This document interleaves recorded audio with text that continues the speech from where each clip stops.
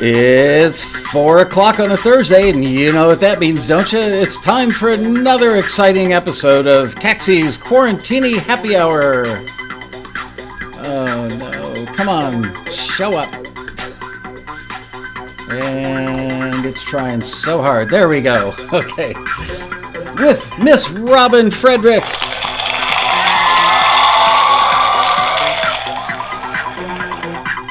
And thank you, fake band. Thank you, fake audience. Okay,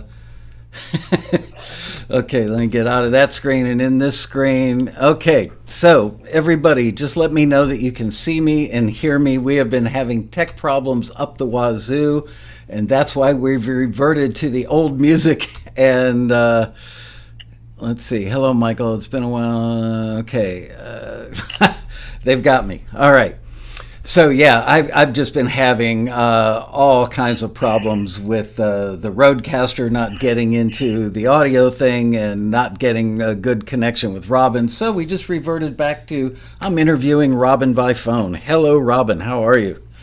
I'm good. I don't care that it's the old-fashioned way. It feels familiar. What can I say? It does. Well, it's great to have you. Thank you for making the time. I had the idea to do this like late yesterday and reached out to Robin. She said, sure, I'm available. So here we are. She rushed home from where she was. I rushed back from dropping my daughter off at LAX. And here we are doing what we do best, which is talking a lot about good stuff that you guys shall find interesting. So, anyway, Robin and I are probably more in agreement on this topic than any other people on the face of the earth. We're certainly more aware of it, which is writing songs for film and TV is not the same as writing songs for records and radio. And a lot of people just don't get that. And that's why, Robin, this book is it's got a lime green cover, so it's a see-through book right now on the screen. But she wrote Shortcuts to Songwriting for Film and TV, and it was, I don't know, about 2 years after Shortcuts to Hit Songwriting came out. And 2 years. Yeah, and it's amazing to me how many people don't really understand that there is a big difference and that book is the only book on the market that really spells it out. So we're going back to some of the fundamentals today because, frankly, we haven't really talked about them in a very long time. So first, go ahead and answer the question, what are some of the basic things about writing songs for film and TV versus writing songs for records and radio? Okay, good. That's a really good question. You can write both. I do want to tell people you don't have to just write for film and TV, and you don't have to just write for hit radio. And there are crossovers. To kind of not answer the question for a moment, there have been songs that crossed over from television. Best Day of My Life by American Authors crossed over from a Lowe's commercial over to hit radio and went to #1 on the AC charts. But it's still a song that works really well for film and television and was used in 4 or 5 different commercials and TV shows, even as it was a hit. So you can do it. But the difference is essentially that for hit radio, all you've got is the song. You don't have picture. And so the song has to grab the listener immediately, keep that listener involved in the song emotionally and mentally picturing what's going on and humming along and tapping their foot. All those things have to go on, and the song has to provide all of it. So if you think of a song like Closer by the Chainsmokers, so it's got that fabulous chorus where, so baby, pull me over in the backseat of your Rover that I know you can't afford to tear the sheet off that mattress that you stole from your roommate back in Boulder. Okay? So that works really well for hit radio because your mind is going, oh, that's funny, or that I can picture the Rover and the girl who can't afford it and all those things. But if you put that in, imagine that in a scene in film and television. Imagine what's going to happen. This is going on while some scene is rolling, and that's not what's going on in the scene, right? In the scene, right. Who knows? It has nothing to do with that song. And so listeners become very confused by that. And so storylines work really well for radio, especially in the country genre. I just picked a pop song. They also do it in pop. But they don't work well for film and television. So that's one of the biggest differences is we don't write those storyline details into into film and television songs. The other big difference is that the chorus, for example, in Closer, which I just quoted, the chorus is big. It's a really big, long chorus. It goes on for quite a while, and it's very wordy, and it draws attention to itself because that's what hit radio wants it to do. But if you're writing a song for film and TV, your chorus can be a lot less developed. It can be it could just be a couple of lines. In fact, I call them an undeveloped chorus because it may just be as simple as a single line refrain that's repeated, and it's got an emotional feeling to it. In the Civil War song "Poison and Wine," that's really. I will always love you, but I don't love you. I don't love you, and I'll always love you. I don't love you, and I'll always love you. It has that wonderful ambivalence, kind of obsessive feel to it, and that's all there is to the refrain of that song. And it was used in half a dozen major primetime TV shows because it had that very deep kind of emotional feel to it, kind of moody and atmospheric, but it wasn't busy telling a story that might conflict with the scene. So these are the major differences between the two. In film and television, the chorus is meant to summarize and convey the emotional feel of the song to the viewer, and it'll also underscore the feel of that scene. Whereas for radio, it's meant to grab and hold the listener's attention and keep it there until the song is over and they either go to an ad or they go to another song.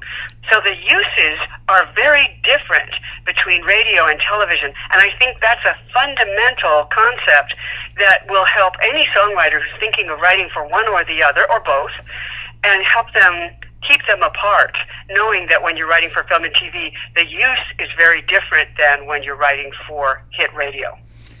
Man, oh man, every time you talk about this stuff, I've known you for, 15, 20 years or something. Yeah. And every time you talk about this stuff, I sit here like a fanboy, and I'm just amazed by the depth at which you understand and have analyzed this stuff.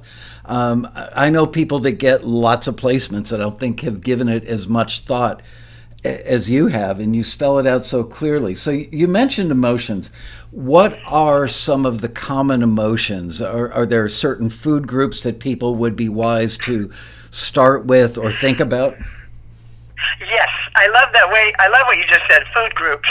That's a great way to think about it, because I've looked into this, and I also researched acting books, because when they teach actors what emotions they need to be able to portray, those are going to be the emotions that you see in scenes in film and television. And so if you think in terms of those emotions and aiming for those with your songs, which are it really pretty much covers the gamut of human emotions. It's not like you're limiting yourself because you're writing about emotions here. So if you want to think about the food groups, the major food groups are love. Obviously, there's so many, scenes about love and songs about love, obviously, and happiness, anger, sadness, and those are the major four ones. I think those are the major four. Then you can break each of those down. There's so many different kinds of love. So there's affection, and there's desire, there's longing, there's obsession, there's empathy, which is a completely different kind of love, right? You empathize with somebody, but it's very different from being obsessed with them or having, a feeling of being, deeply in love with them. There's a huge range. So you can even break those emotions down even further.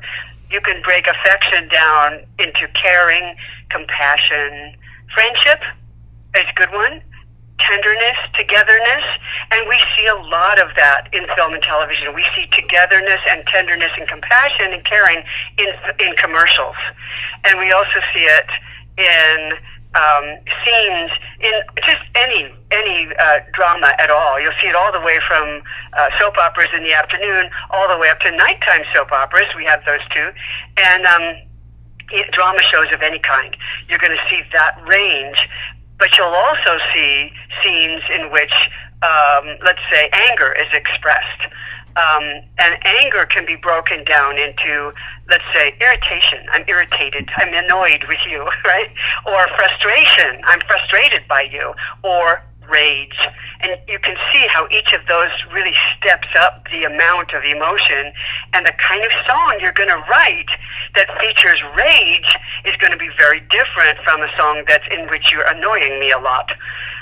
And you can, of course, like with love, you can break those down even further.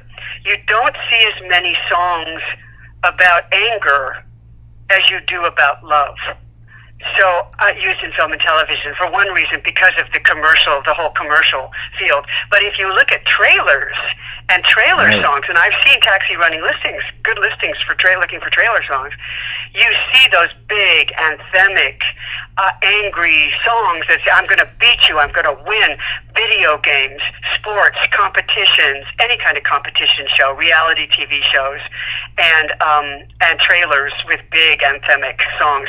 Those are the kinds of places that use those songs that have the anger in them, the kind of Imagine Dragons, Natural, and Believer. Those kinds of songs get used a lot in video games. So there's different markets, even when you break down the emotions, there's different markets for different types of songs. A really good example, I just want to talk about this for a moment because it's such a good one, and that's Lewis Capaldi's Before You Go. He's writing about regret, and I'm not even sure where regret fits. In the first verse, he sings, I hate you, I hate you, I hate you. So right away you get the anger that's in it, but he's regretting that he didn't connect with this person when he could. And so he writes about it, and he says, when you hurt under the surface, referring to himself, like troubled water running cold, well, time can heal, but this won't. And that's a really deep observation about the emotion of regret. So when you write about these emotions, go deeper, go beneath the surface when you're writing for film and television, and see if you can describe something about it so that you express to the listener what that emotion is. Rather than telling the story. Yes. You know, I try to explain that to people all the time, that the purpose of a lyric for film and TV music is to get to the root of the emotion, because that is universal, whereas the story about what caused that emotion to erupt in you, whether it's regret or love or happiness, those are details that are going to conflict. But if you get down to the raw emotion, it's going to be much more universal, which leads me to my next topic, universal lyrics. So many people think, oh, I wrote a universal lyric because everybody would love it. It will be universally adopted by all listeners, but that's not the meaning of it at all. Can you give us your meaning of universal?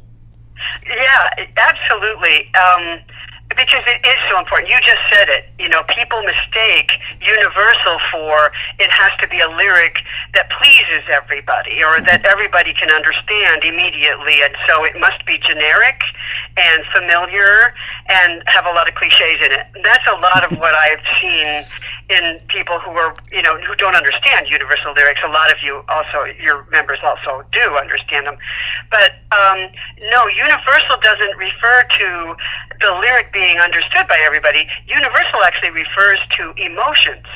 Emotions are universal. That's why they're called universal lyrics. It's because the song's about emotion and everybody feels emotion. So love is universal.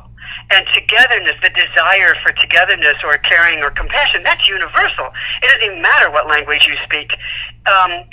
So when you're writing a universal lyric, you want to think about what I just started to talk about there, which is a lyric that expresses what that emotion feels like, what it in your body, like what's the physical sensation of that you know, that emotion.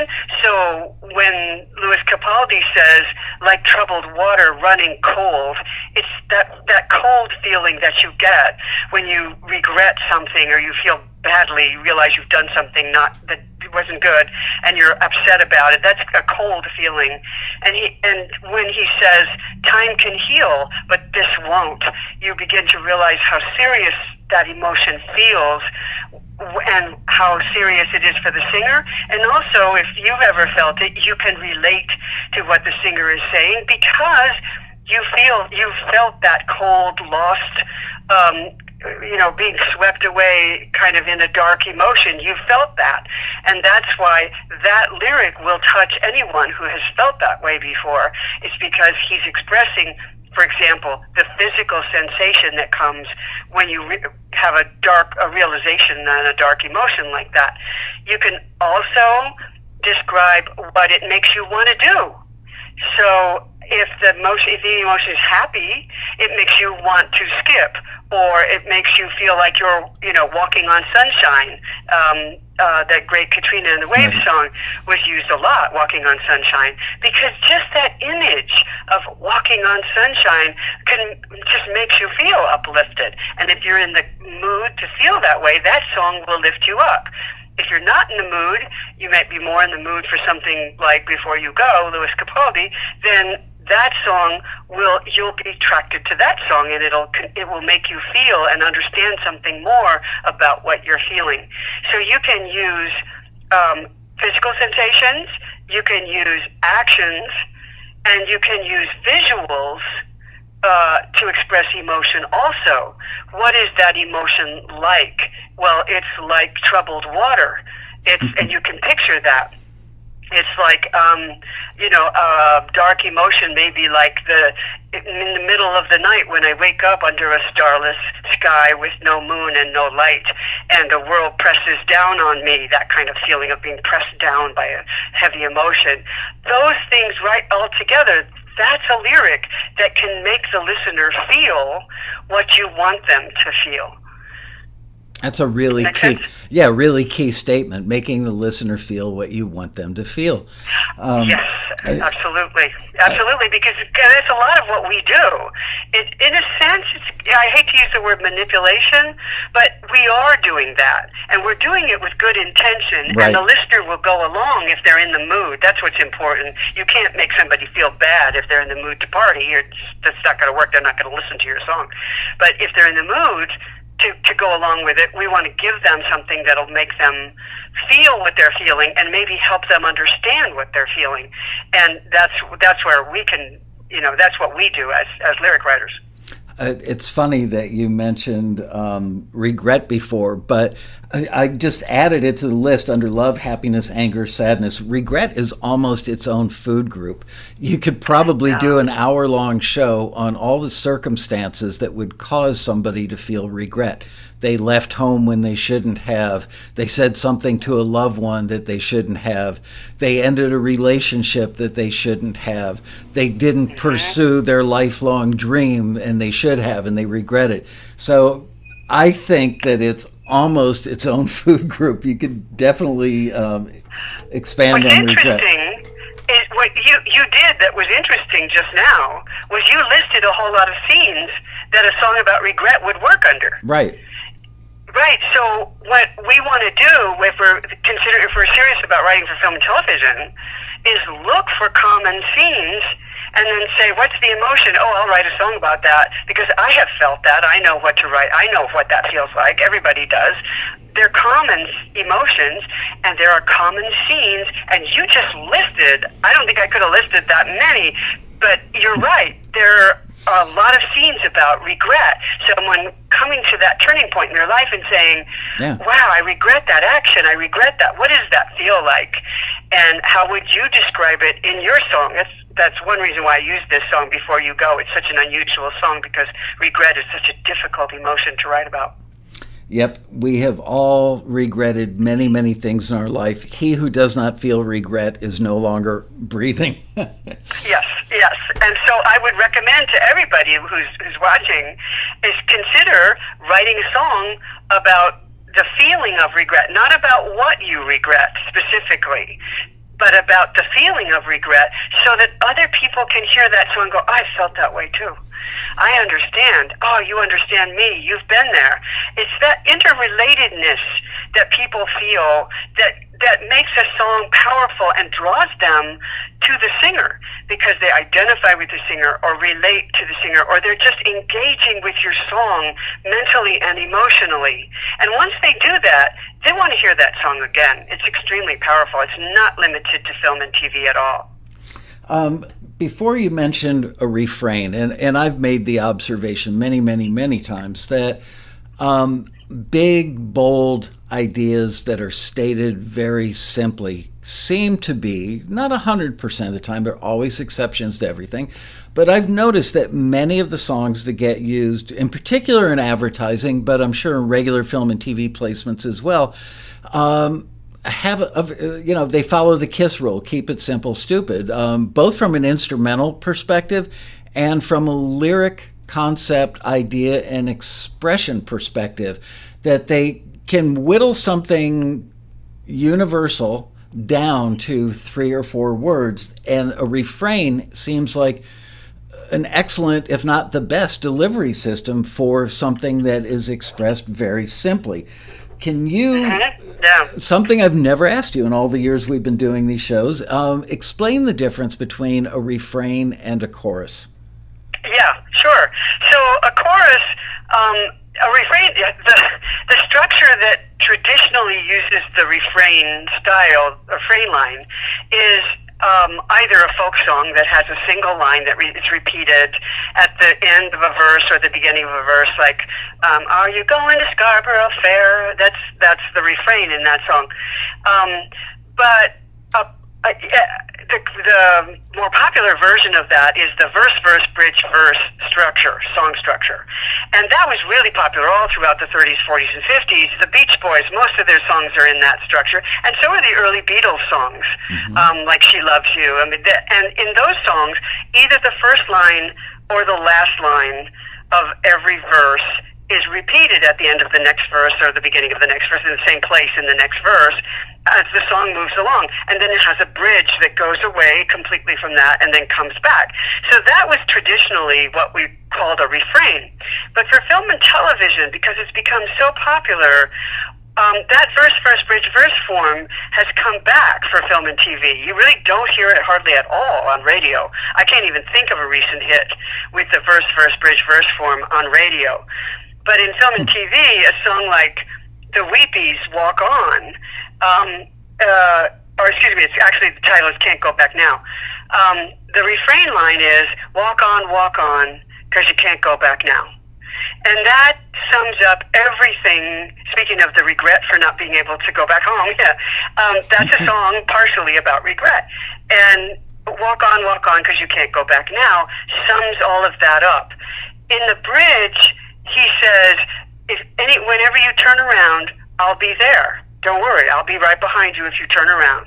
But for now, you got to grow up.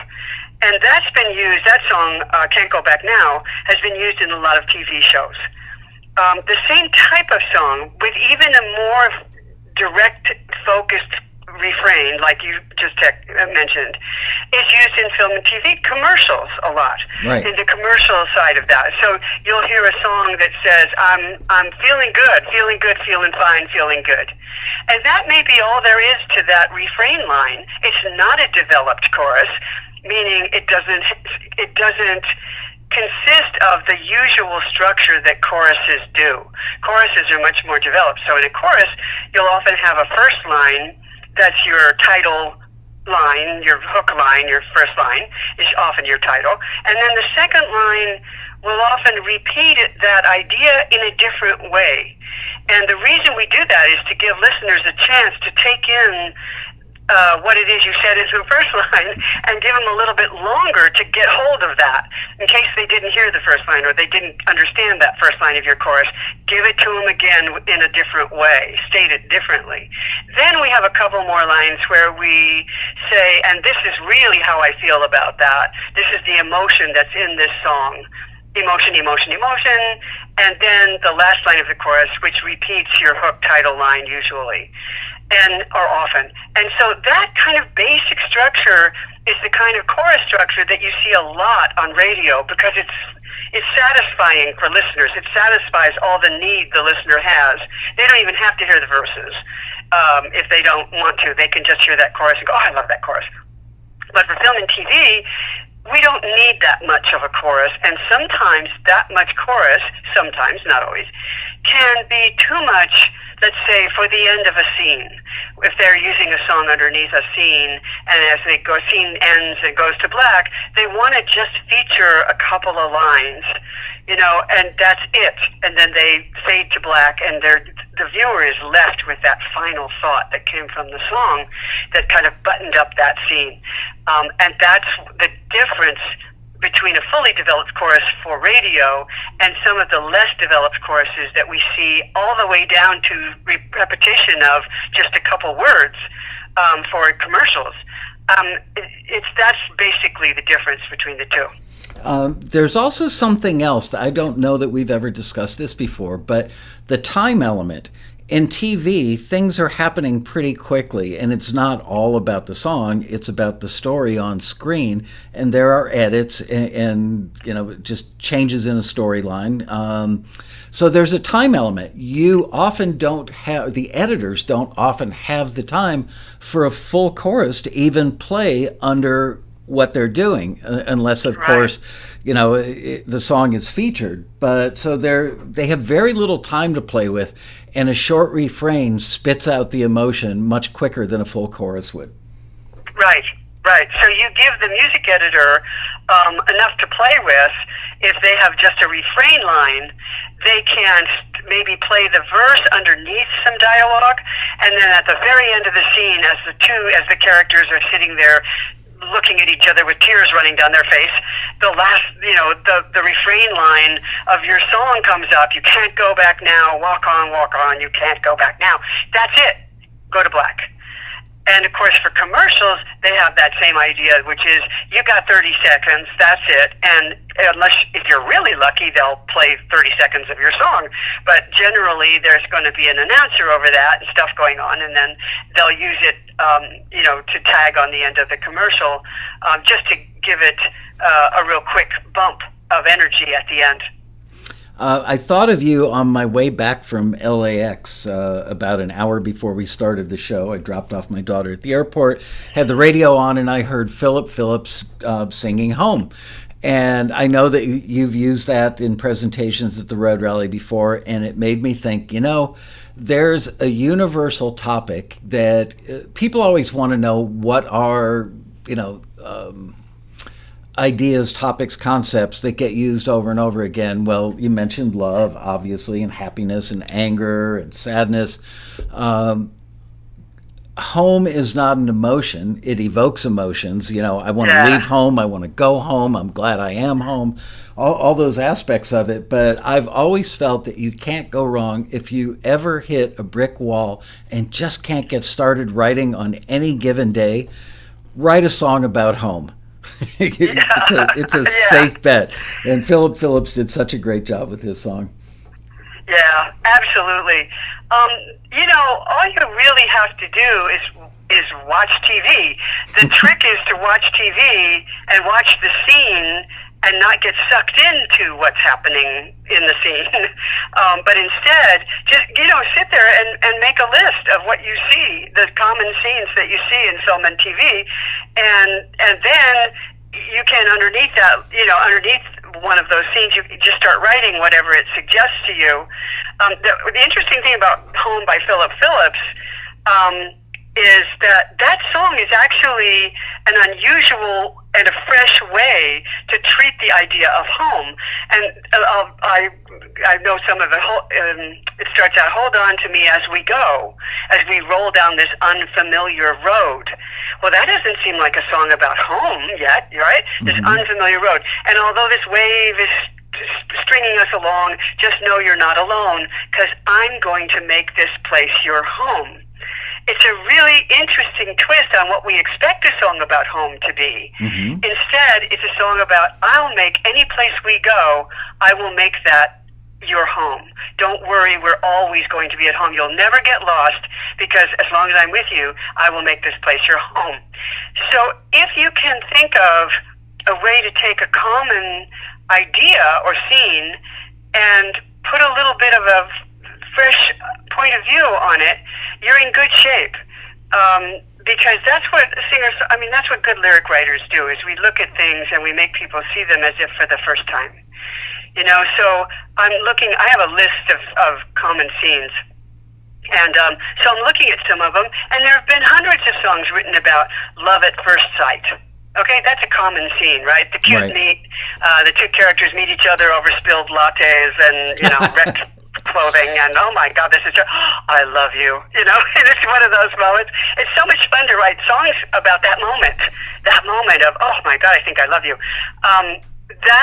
They need songs for that, because a lot of times in the cute meet, it's an awkward moment. The characters don't have much to say, but you need to tell the audience what's happening.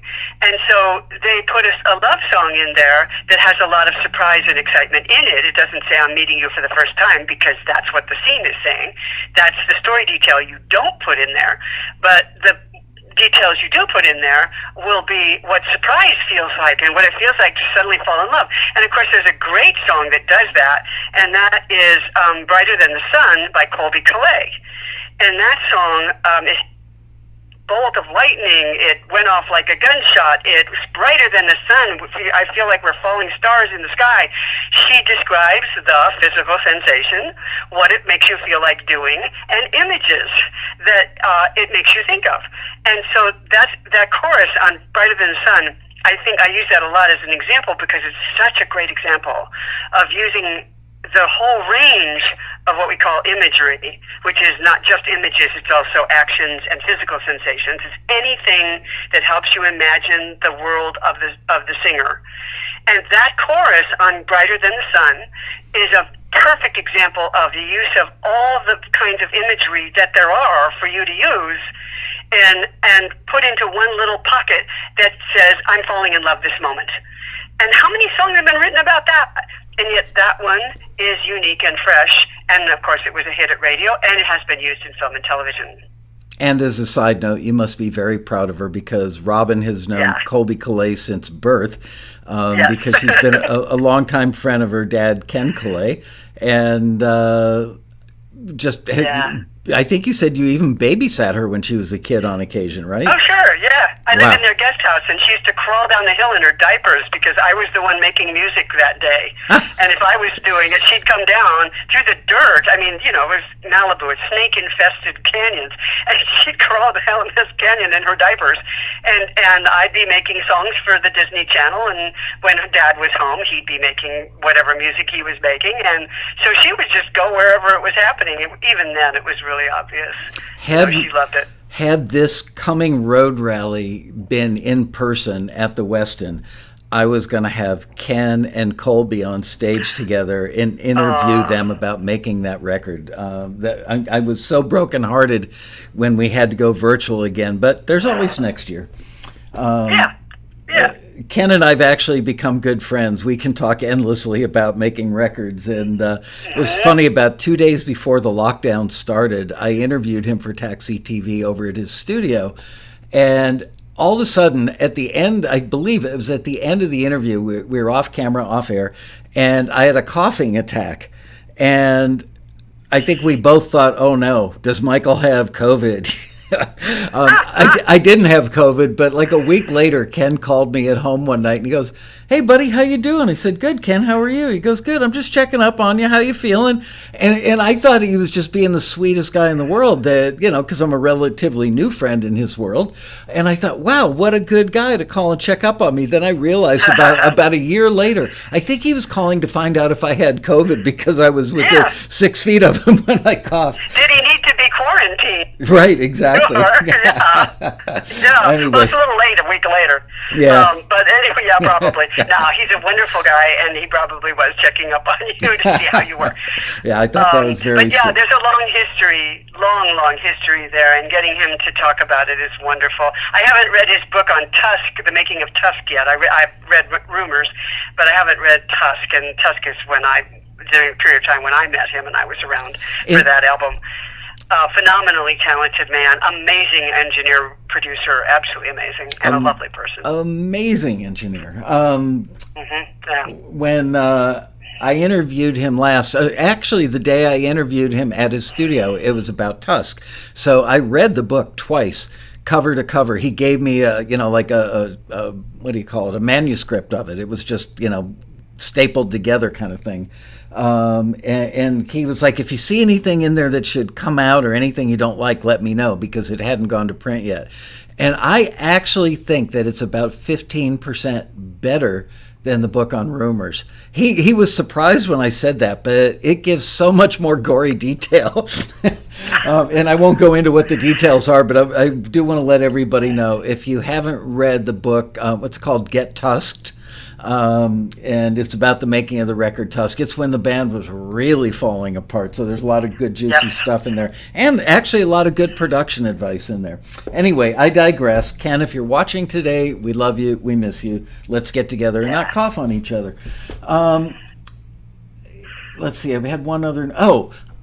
I was cleaning out the bottom of our closet about a year ago, and I found 3 or 4 scripts that one of my daughters, who used to work on a Disney show called Pair of Kings, had brought home to give to one of her younger sisters.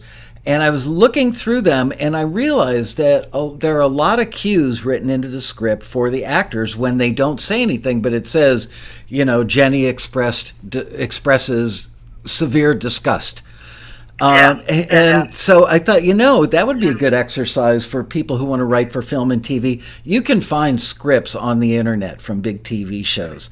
I don't know if they're up there legally or not, but they're out there. And get a hold of a script from a TV show and look at some of those directional cues that are written into the script, and maybe use those as your launch pad for trying to write about an emotion, because that's what all those little cues are, Jenny expresses this emotion without saying a word. That's a great idea. You can watch a TV show and look for a scene that has a song in it, or just any scene that has emotion in it, turn the sound off and try writing a song for it. One of the things I do is I use TuneFind, which you introduced me to, tunefind.com. And I go over there and I look for the shows that are using songs. I was just there the other day because there's bunches of new shows using songs. And I keep lists of all those shows. And then I look through, TuneFind has every episode in each season, and it lists the songs that are used. And if you look for sometimes it will describe the type of scene that's going on when the song is playing. So if the scene uses a song and the scene says montage, or the scene says end of show, those are the 2 spots you really want to look at, because those songs are probably featured. You can really hear them underneath the scene, and they probably don't have a lot of dialogue. So you can go buy that show at Amazon for $1.99 standard definition, and or rent it or whatever. But usually you can buy it for $1.99 and get that episode and go to that spot in the show that you read about and turn that song down and write a new song for that scene that you think would work. Notice also when you do that how it changes the emotion of the scene. Try. A fun thing to do is play a music supervisor. Try turning down that song and playing different songs on Spotify underneath that scene to see how it changes the scene. I did that at the Road Rally one year. I played a Sons of Anarchy scene, and I put 3 different songs under it, and it really changed the meaning of the scene. I remember that. Yeah, you really can't get to the next scene from some of those songs. So it really teaches you how important your song is and how it has to work underneath the scene. No matter how good a song is, if it doesn't do what the scene needs it to do, they can't use it.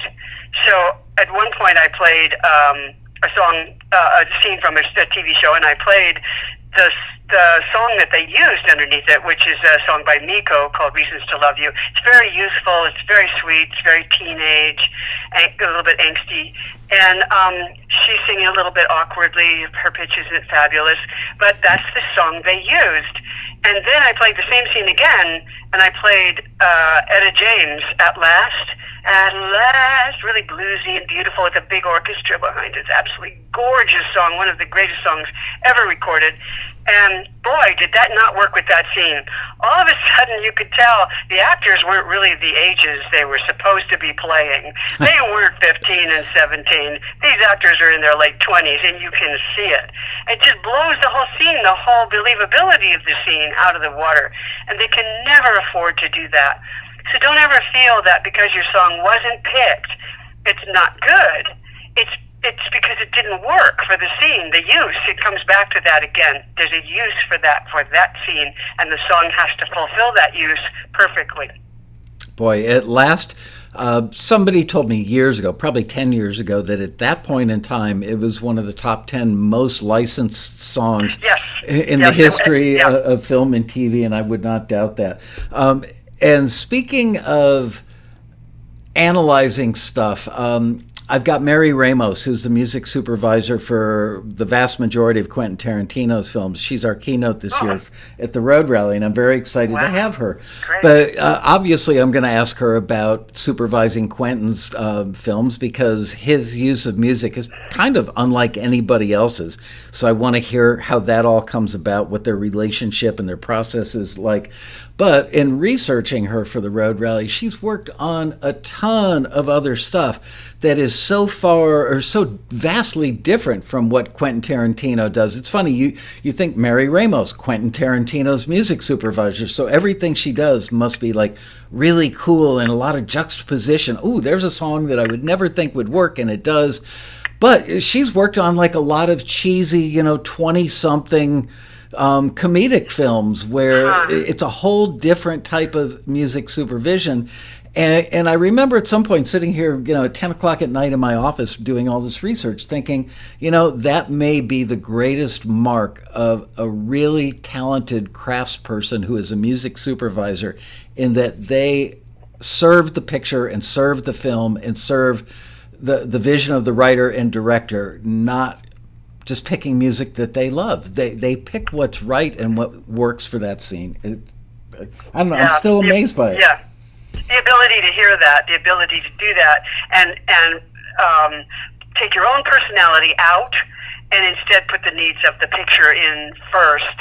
A lot of music supervisors get typecast. Oh, you've worked on Friends. Oh, you worked on rom-coms. You worked on lighter weight TV shows. Oh, you worked on Breaking Bad. Well, I'm not doing a Breaking Bad kind of show. I don't want to hire you because I think you can only do that kind of show. So a lot of music soups don't get that opportunity. That'll be a great question to ask her and to talk about with her to see how that came about. Yeah, it's kind of a sore subject for me personally because I worked on so much acoustic rock that was kind of Eagle-y, Firefall-y, Crosby, Stills, and Nash-like.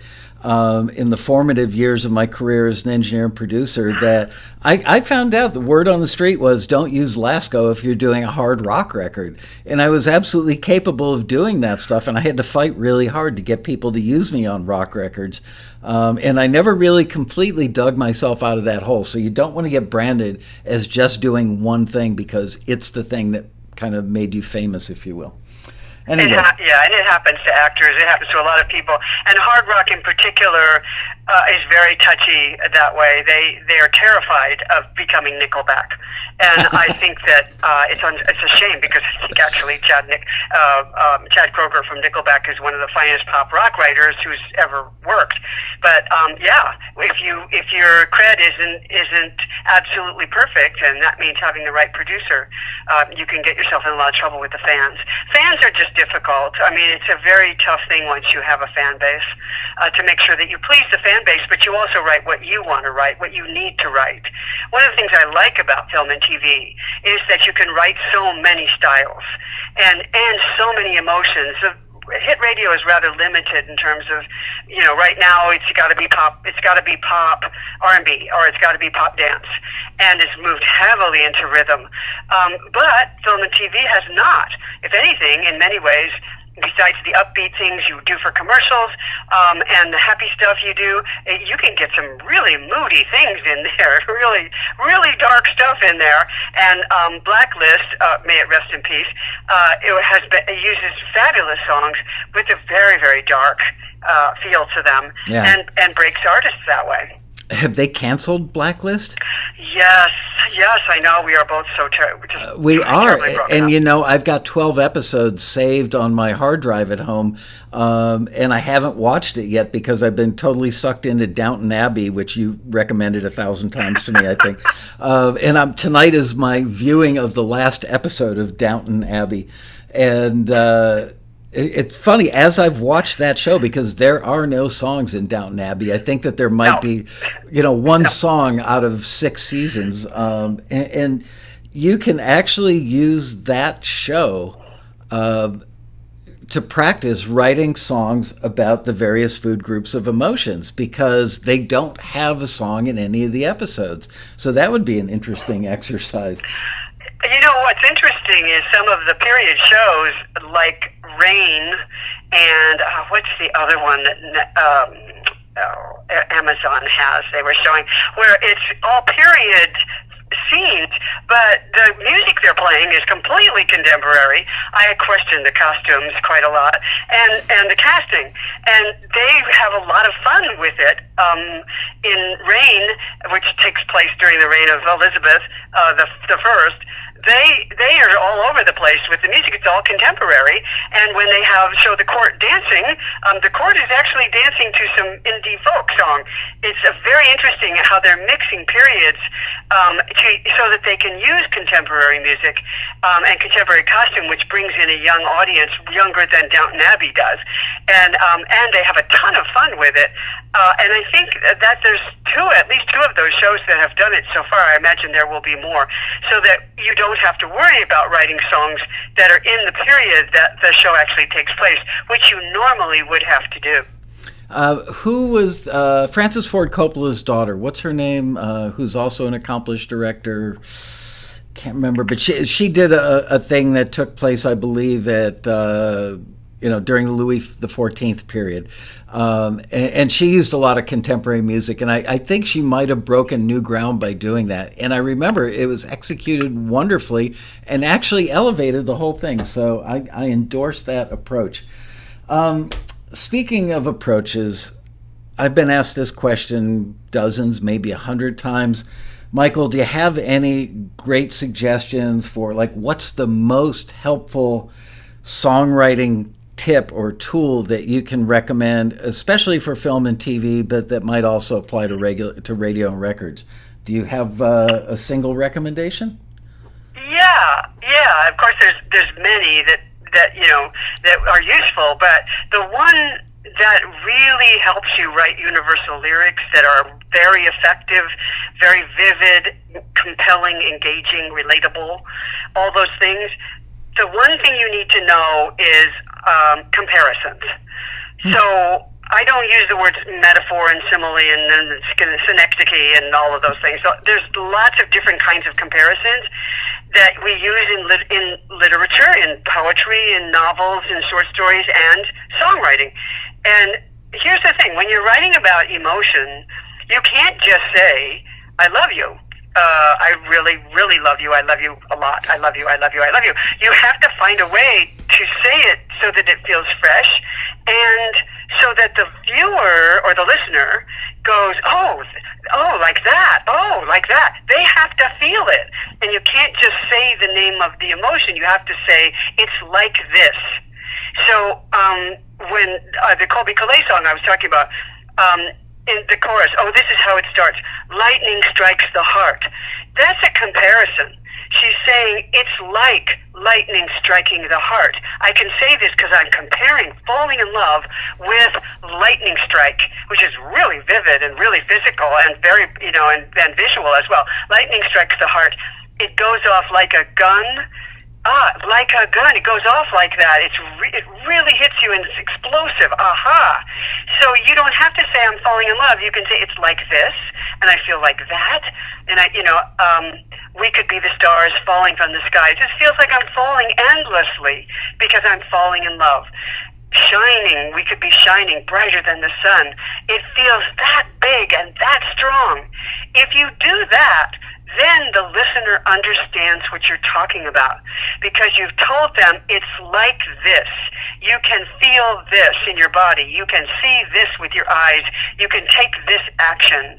And at that point, listeners go, oh, I feel it. I'm engaged. I hear it. I see it. And that's the difference between saying, I think I'm falling in love with you, which is just not going to work because it's not going to engage the listener in really anything. You've got to get them to see it, hear it, get engaged with it, get involved. Because once you do that, they hear those words. Lightning strikes the heart. They can't not hear them. We don't have earlids. You can't close your ears. That song's getting in, and it's getting into your head, into your mind, into your brain, and you're picturing those things. There's a wonderful example of this, another wonderful example.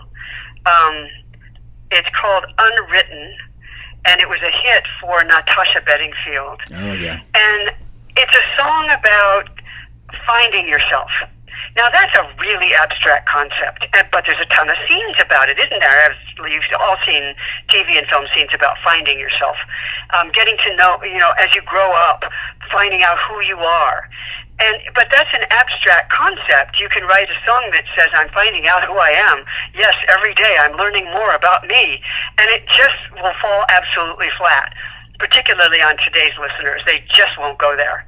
But if you write a song like Unwritten, which is, she says, I have the lyric here, and this is about finding yourself. I am unwritten.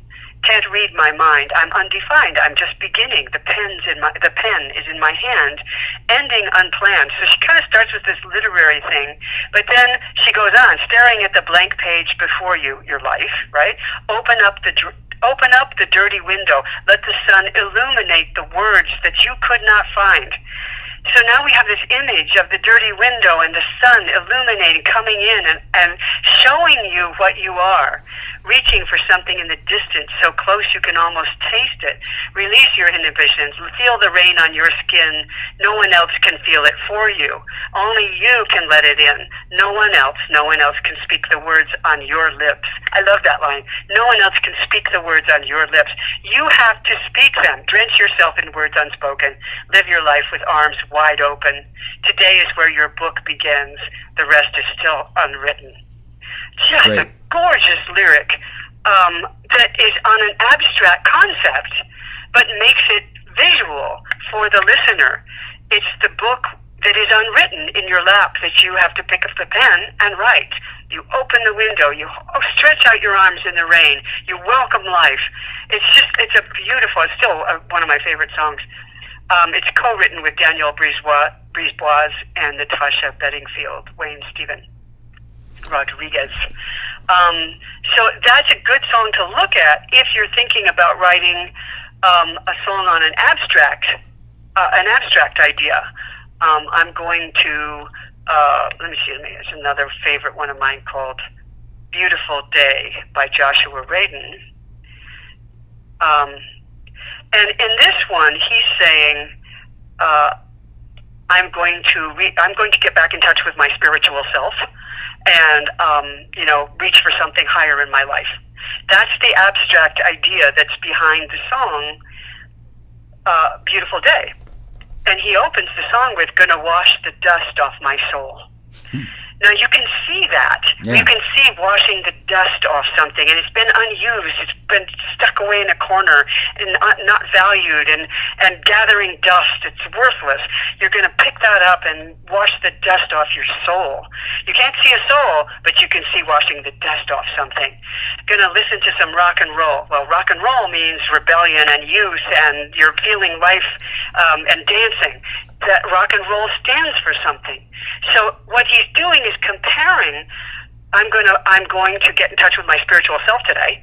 He is comparing that to I'm going to wash the dust off my soul. That's another way to say it, in which he's using imagery. going to listen to some rock and roll. That's what I'm going to do today. That's what it's like. That's what it feels like. And it's these comparisons between abstract ideas or emotions and something the listener can see and feel in their body, see with their eyes, action they can feel, they can see somebody taking that action. That's what makes the difference between writing a song that doesn't interest listeners very much and writing a song that people find compelling, whether that's a music supervisor looking for a song for film and TV, or it's a radio listener too.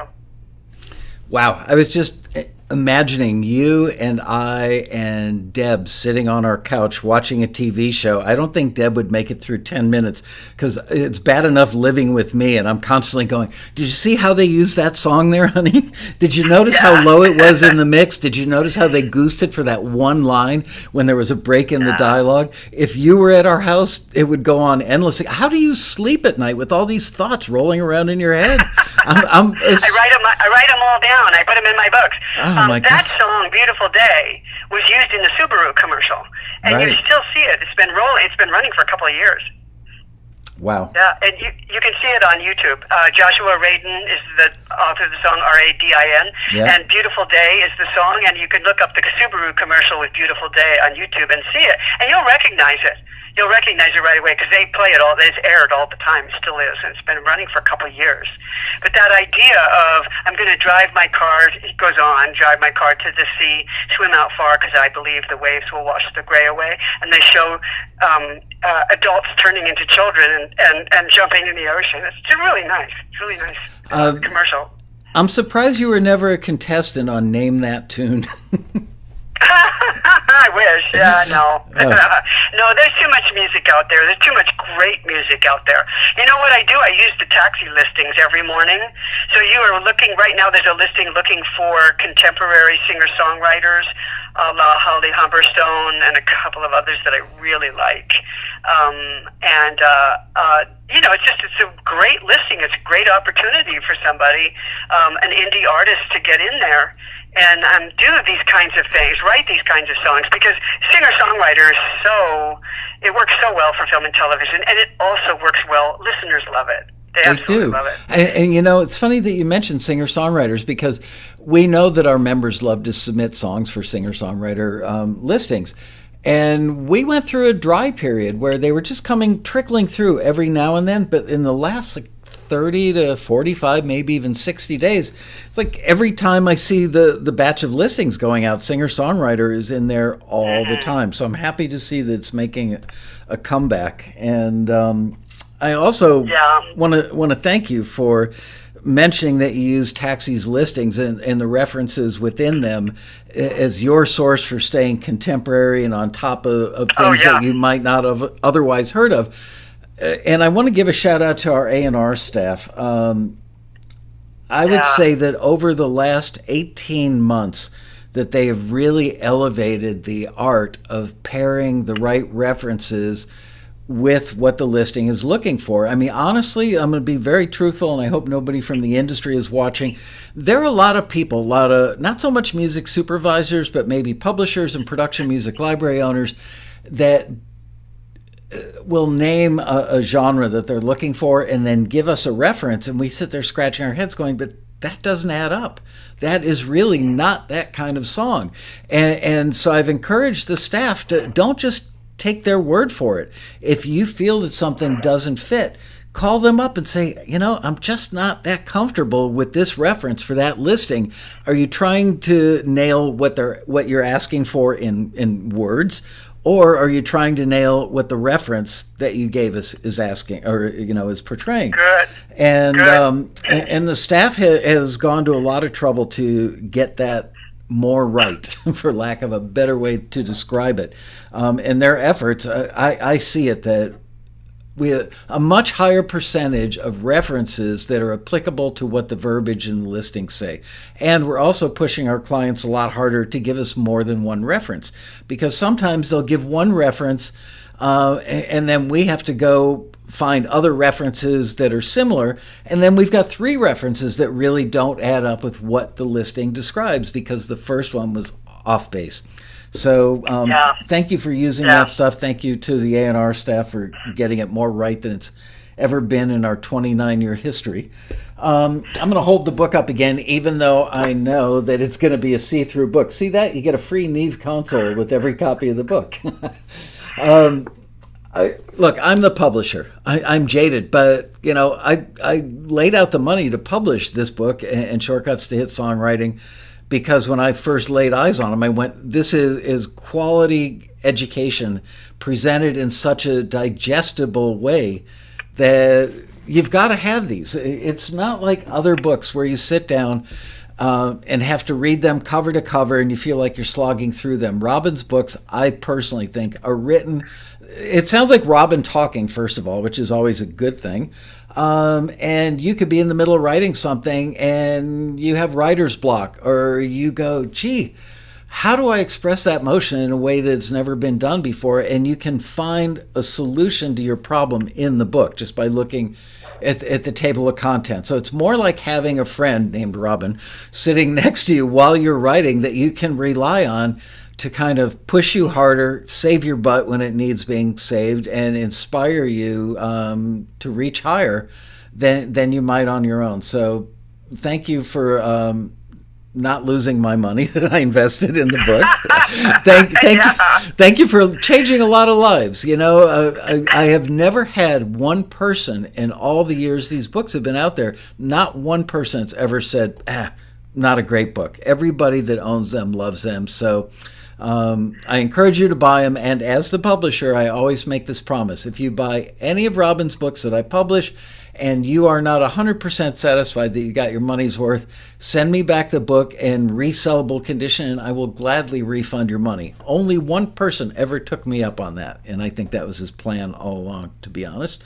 Anyway, not going to mention his name. But Robin, thank you so much for joining me today on the spur of the moment. Thank you for always being wise and brilliant and looking so deeply into other stuff that I think the public certainly takes for granted, and those of us in the business probably don't look at it as deeply and thoughtfully as you do. So thank you for sharing all that.